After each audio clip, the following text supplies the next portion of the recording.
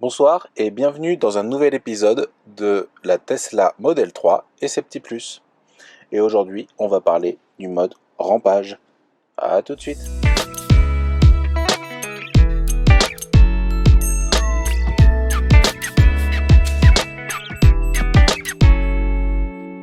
Alors, le mode rampage, c'est pas du tout quelque chose de nouveau. Ça existe déjà sur tous les véhicules automatiques.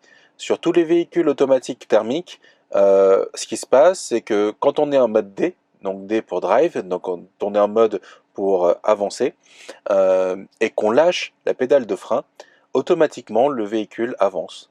Très lentement, mais il avance.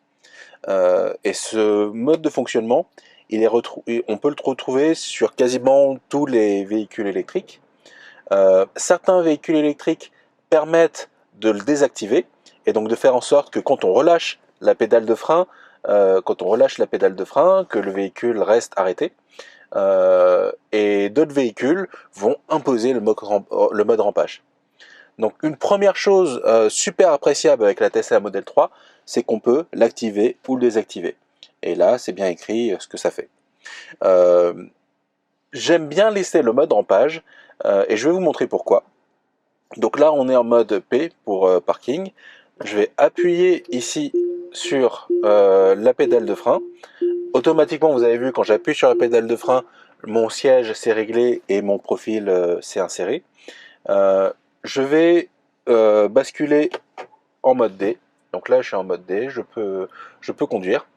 Et ce qui est intéressant, c'est que quand on a des manœuvres à faire, avec le mode D mis en place et avec le mode rampage activé, j'ai plus qu'à relâcher légèrement ma pédale de frein. Donc je relâche légèrement ma pédale de frein et en fait, je peux juste doser de quelle manière je veux que le véhicule avance. Et tout de suite, si jamais je vois que je suis trop près d'un obstacle, j'ai pas besoin de changer mon pied de pédale. Je reste appuyé sur la pédale de frein et tout de suite, je m'arrête. Voilà, donc là, dès que je sens que je veux m'arrêter, j'appuie sur la pédale de frein et je m'arrête. Et on se sent plus en sécurité parce que c'est le frein qu'on a sous les pieds et pas la pédale d'accélérateur.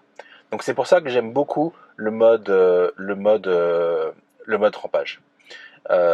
Mais l'inconvénient du mode rampage, c'est que avec quasiment tous les autres véhicules que j'ai déjà vus, des thermiques, des électriques, quand le mode rampage est activé, on est obligé d'appuyer sur la pédale de frein si on veut rester à l'arrêt.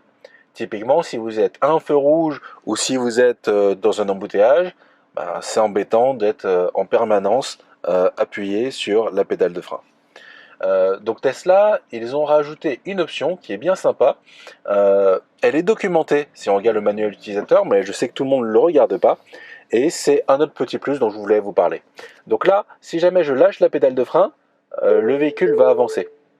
Si je me reste sur la pédale de frein et que j'appuie fort dessus, donc là je ne le fais pas encore, je vous montre l'écran, et je vais le faire. Donc je vais appuyer fort sur la pédale de frein. Vous voyez que là, il y a un H entouré qui est apparu.